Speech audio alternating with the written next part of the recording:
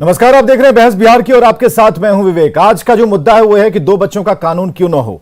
फिर आप कहेंगे कि अचानक से ये दिमाग में खुराफात वाली बात किस तरीके से सामने आ गई। कुछ लोग इसे खुराफात मानते हैं, कुछ लोग कहते हैं कि भाई इसका विकल्प क्यों ना हो। नेशनल फैमिली हेल्थ सर्वे की जो रिपोर्ट आई है उसमें जो एक आंकड़ा पेश किया गया है, उस आंकड़े के आधार पर बीजेपी के मन में कई सवाल हैं। बीजेपी के मन में जो सवाल है उसका एक पॉलिटिकलीकरण किया जा रहा है। हालांकि विपक्ष इसे ऐसे मानता है, लेकिन विपक्ष ये कह रहा है कि भाई आप ठीक है, जनसंख्या के मामले को लेकर के आप जिस दिशा में हैं उस दिशा से अलग एक और दिशा भी होनी चाहिए कि हमें जागरूकता का हथकंडा अपनाना चाहिए, लोगों को समझाना चाहिए और जो खासकर महिला शिक्षा और इन तमाम चीजों को लेकर हमें आगे बढ़ना चाहिए। कानून बनाकर, कानून थोप कर ही ऐसा नहीं हो सकता। लेकिन यह बात हो रही है तो राजनीतिक गलियारे में जब यह बात शुरू हुई तब इस पर विमर्श होना भी शुरू हो गया। डिबेट शुरू करें और अपने मेहमानों से हम आपको परिचय करावें उसके पहले आज एक जरूरी सूचना आपको देना चाहते हैं कि आज तो डिबेट 4:56 पर शुरू हुआ और इसे हम अपने निर्धारित वक्त तक ही करेंगे, लेकिन कल शाम से रात 8 बजे से यह डिबेट बहस बिहार की होगा और इसमें तमाम और ये डिबेट का जो एक हमने शुरुआत जो हम करेंगे उसका हमने टाइम भी थोड़ा बढ़ा दिया है, क्योंकि जरूरी है कि बिहार और बिहार से जुड़े मुद्दे या फिर राष्ट्रीय मुद्दों को लेकर जब हम बात करें तो हमारे पास वक्त हो, हमारे जो मेहमान हैं उनके पास वक्त हो, क्योंकि ये शिकायतें बराबर थी कि भाई उन्हें वक्त नहीं मिलता बोलने का।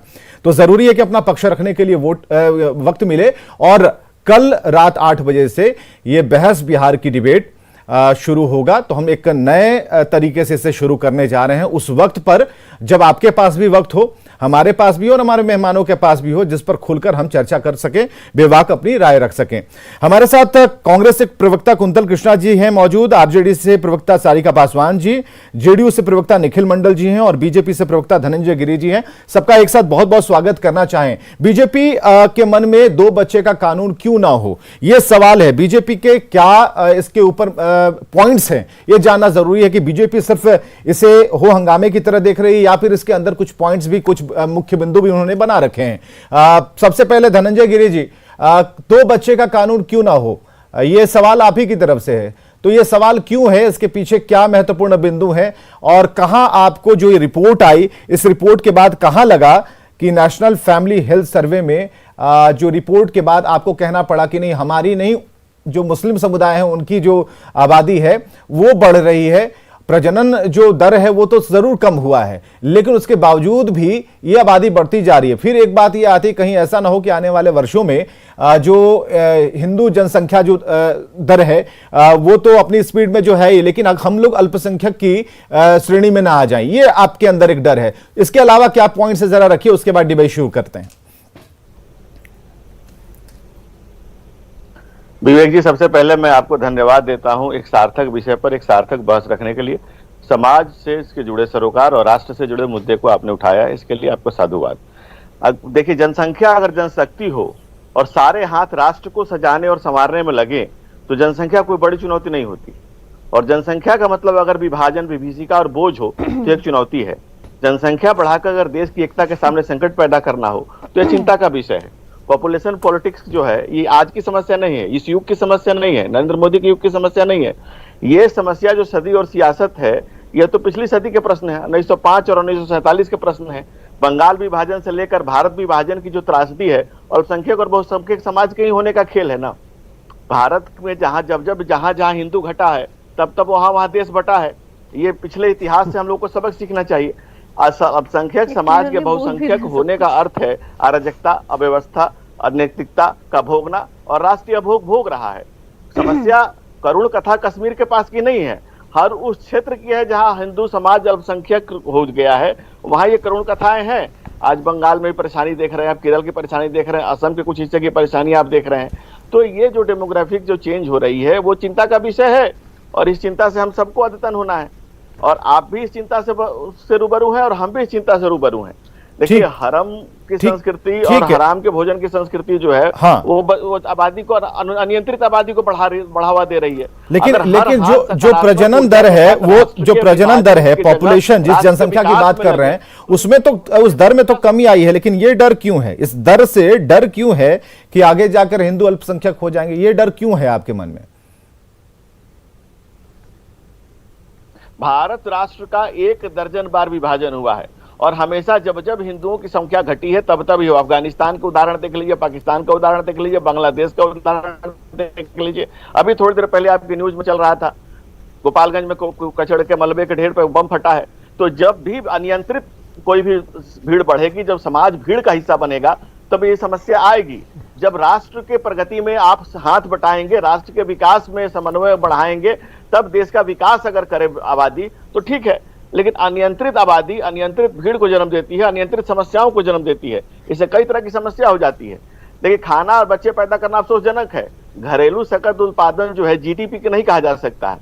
अगर बच्चा पैदा करना खाद्यान्न संकट और संसाधन की चुनौती के सामने बहुत बड़ी समस्या है। हम व्यवस्था के बेबस और बेदम होते जाएगी इससे। चलिए, ये चिंता के बाद जरा हम देखते हैं विपक्ष की क्या राय है, क्योंकि ये तो सामने। और सबसे पहले जरा जेडीयू की तरफ हम रुख करते हैं। हमारे साथ निखिल मंडल जी मौजूद हैं। निखिल मंडल जी, मुख्यमंत्री भी इस पर चिंता जाहिर कर चुके हैं और मुख्यमंत्री ने कहा कि नहीं ठीक है, हम जगाएंगे, जागरूक करेंगे। तो यहां पर विपक्ष की ये जो बात है, विपक्ष का ये कहना है कि इसका विकल्प क्यों न ढूंढा जाए, इस कानून का विकल्प ढूंढ लीजिए और उस पर काम करना शुरू कर दीजिए। अगर आज से करेंगे तो इस पर सफलता मिल जाएगी। और बिहार की जो सरकार है इस पर काम भी कर रही है और नीतीश कुमार की सोच इस बात को लेकर है कि अगर हम महिलाओं को शिक्षित करेंगे, लड़कियों को शिक्षित करेंगे, तो ये जो प्रजनन दर है उसमें हम कंट्रोल कर सकते हैं। लेकिन कानून बनाए रखना, या फिर बीजेपी जिस बात को लेकर के एक उन्हें शंका है, उस पर क्या कहेंगे आप? नहीं, देखिए, जो एक हमारा कहिए कि स्टडी रहा है, या जो हमने कोशिश की कि पढ़ाई लिखाई के तहत इसे कंट्रोल किया जाए, उसके सकारात्मक आपको रिजल्ट भी आए। तब हम ये कहते हैं कि पढ़ाई से और जागरूकता फैला करके इसे कंट्रोल में किया जा सकता है। और निश्चित रूप से इसको लेके सभी कंसर्न है। कौन कंसर्न नहीं है कि पॉपुलेशन कंट्रोल में रहे, ताकि सभी कुछ सुलभ तरीके से चले।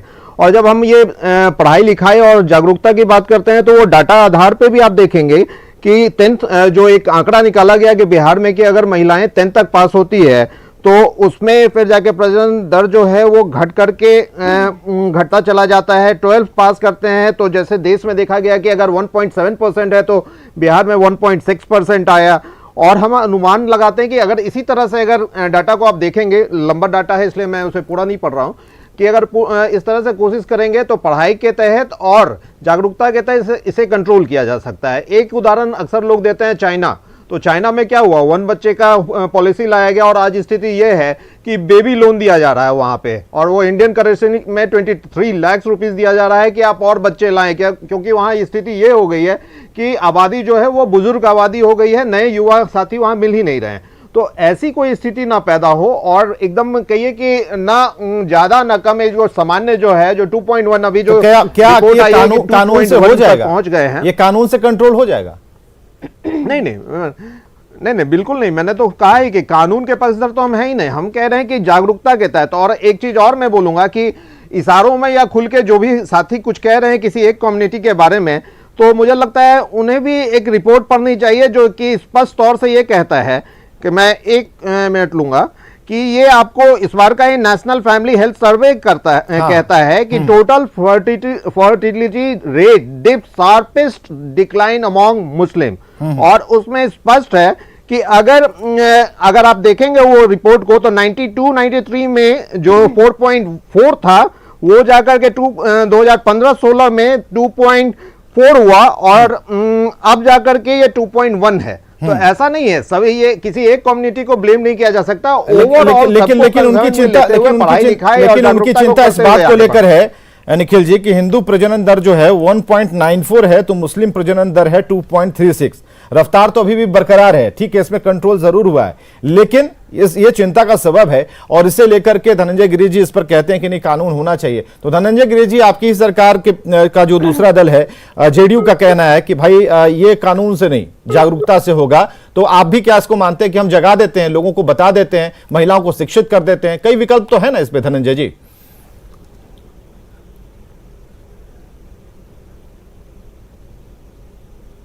धनंजय गिरि जी, लगता हमारी आवाज उन तक नहीं पहुंच पा रही है, लेकिन ये सवाल उनके लिए हम बचा कर रखते हैं। हम चलते हैं जरा कुंतल कृष्णा जी के पास। कुंतल कृष्णा जी, जगाने वाली बात, जागरूकता वाली बात यहां पर तो निखिल मंडल जी कर रहे हैं और सरकार उसकी तरफ से प्रयास कर रही है। नीतीश कुमार उसके लिए अभियान पर अभियान भी चला रहे हैं। संतुष्ट हैं आप लोग? और जो ये कानून की बात है, कानून पर क्यों कानून ना हो, ये जरा हमें बताइए। विवेक जी, सबसे पहले तो चूंकि आपने सीधा सीधा सवाल नीतीश कुमार जी के एफर्ट्स पे उठाया है, तो मैं विपक्ष में रहते हुए भी इस बात के लिए बिहार सरकार और बिहार सरकार के मुखिया नीतीश कुमार का साधुवाद देना चाहूंगा कि कम से कम इस जनसंख्या के मुद्दे को उन्होंने सांप्रदायिक रंग दे करके वोटों के ध्रुवीकरण होने से बचाए रखा है बिहार में। नीतीश कुमार जी की जो सोच है वो सही दिशा की सोच है, एक पॉलिसी की जरूरत है, किसी कानून की जरूरत नहीं है। अब देखिए, अब इशू क्या है कि भाजपा के साथ ही इस चीज को आरएसएस के इशारे पे जनसंख्या विस्फोट का डर दिखा करके इसे सांप्रदायिक रंग दे करके सिर्फ और सिर्फ वोटों के ध्रुवीकरण की तरफ ले जा रहे हैं। क्या रुपए के रिकॉर्ड गिरावट से इस देश में अराजकता और अस्थिरता नहीं फैलेगी? क्या भीषण महंगाई दर इस देश में अराजकता और अस्थिरता की तरफ नहीं ले जा रही है?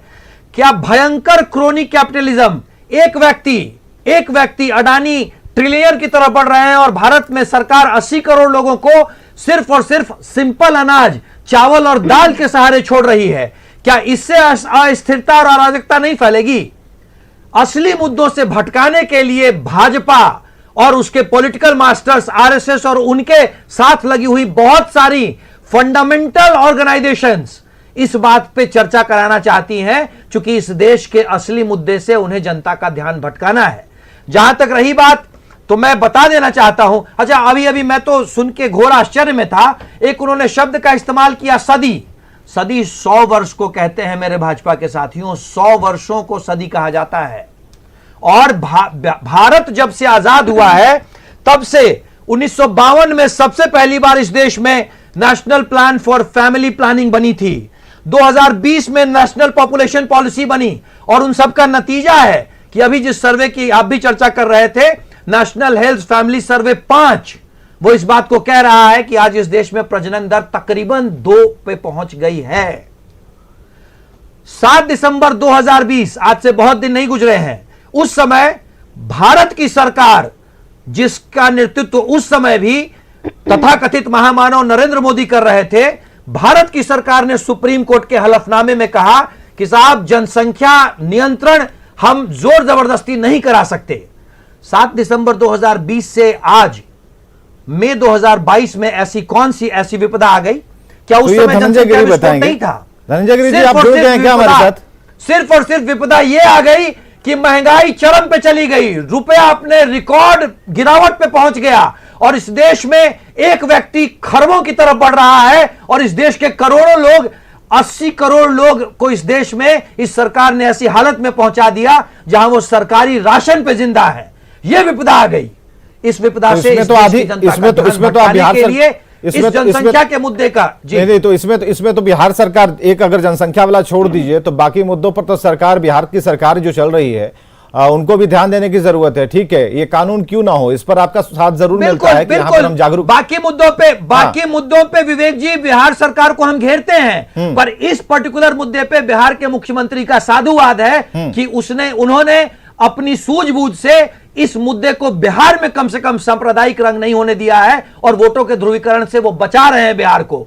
उनकी जो पॉलिसी है कि महिलाओं को साक्षर करो, हम उसका सपोर्ट करते हैं, क्योंकि ये जनसंख्या विस्फोट है, ये किसी नियम के तहत नहीं रोका जा सकता है।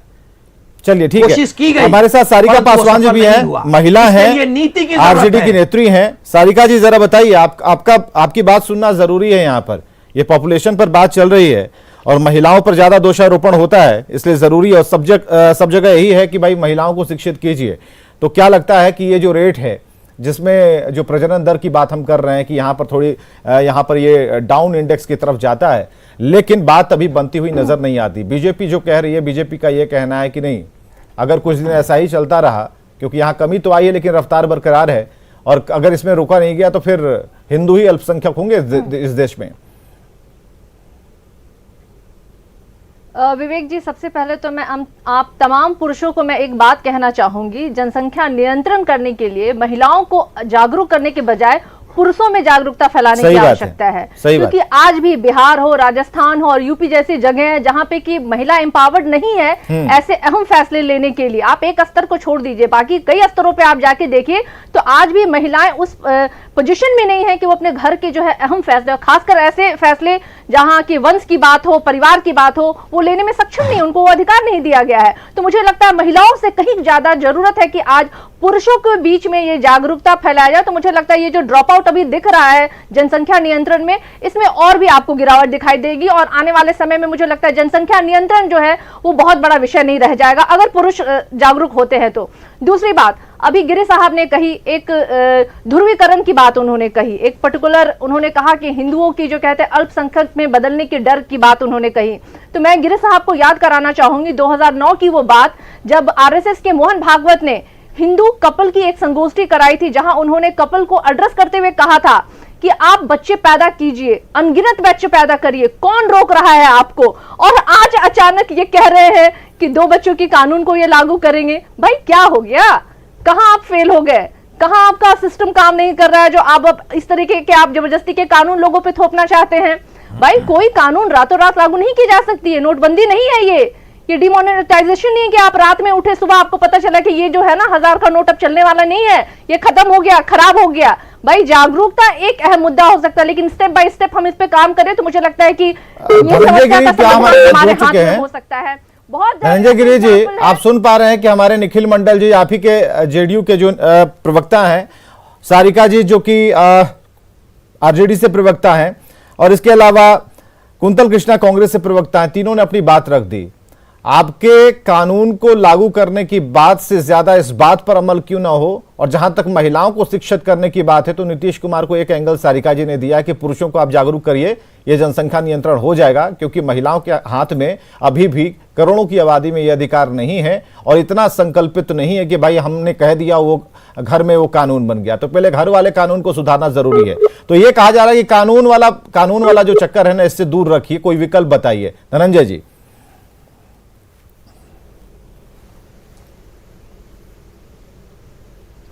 देखिए विवेक जी, मैं अपनी बहन की बात को तस्दीक करता हूँ, मानता हूँ कि सामाजिक सरोकार से चीजों को बहुत हद तक सुधारा जा सकता है, संवारा जा सकता है, और पुरुष प्रधान समाज में पुरुषों को अधिकार है, ज्यादातर डिसीजन पुरुष लेते हैं, लेकिन महिलाओं की भी सहभागिता हर क्षेत्र में बढ़ रही है। आदरणीय नीतीश कुमार जी ने महिलाओं को बहुत स्ट्रेंथन किया है और महिला का निर्णय जो है वो घर का निर्णय होता है। तो इसलिए महिला और पुरुष सबको मिल करके समाज के राष्ट्र, लेकिन ये ना देखिए कि बड़ी आबादी, धनंजय गिरी जी, तेल नमक मसाला और छोटे मोटे सब्जी की दुकानों से सब्जी खरीदने के अलावा जो एक बड़ी आबादी है महिलाओं को, ठीक है, हम शिक्षित कर रहे हैं, नाम लिख रही हैं महिलाएं, अपना काम कर रही हैं, हर दफ्तर जा रही हैं, सब कुछ बहुत बढ़िया है, लेकिन ये वाला समझिए ना कि इसमें सिर्फ महिलाओं को काहे जागरूक करें, हम पुरुषों को जागरूक करें। और कानून बना देने से क्या होगा? कानून तो बना है कि भाई हेलमेट पहन के चलिए, कितनी बार, 1 बार 10 बार ये लोग हेलमेट का चालान भरते हैं फिर भी नहीं पहनते हैं। बिहार में आप शराबबंदी को देख लीजिए, वो लड़का जो मुख्यमंत्री के पास आता है 11 साल का, वो कहता है कि पिताजी जो है हमारे वो दही बेचते हैं और दही बेच के दारू पी जाते हैं। तो चीजें तो हो रही है ना, कानून तो उनके लिए, ताला किसके लिए? ताला समझदार के लिए, चोर के लिए ताला थोड़ी होता है। तो कानून से बेहतर क्यों ना हो कि हम जागरूकता फैलाएं, ये एंगल क्यों ना हो?